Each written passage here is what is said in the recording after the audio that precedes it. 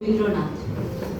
আমরা আপামর বাঙালির কাছে রবীন্দ্রনাথ কেমন এ প্রশ্ন আমরা অহরহ নিজেদেরই করি। এই যে বৈশাখ মাস, এ মাস আমাদের রবি মাস।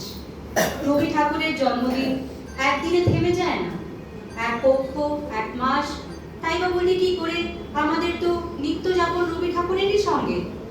না তাকে আমরা ঈশ্বরের আসনে বসিয়ে পুজো করি, না তার সঙ্গে মনের কথা ভাগ করে নিই। আমাদের তার সঙ্গে কথোপকথন করতে হয় না, আমাদের মনের কথা তিনিই বলে দিয়েছেন।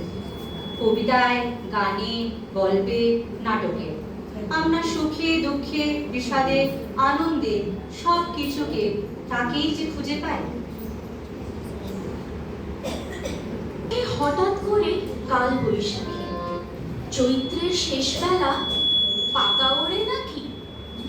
গত বছরের মায়া ভেঙে যাবে বলে রাজপথ ভেসে গেছে অচেনা কাজলে।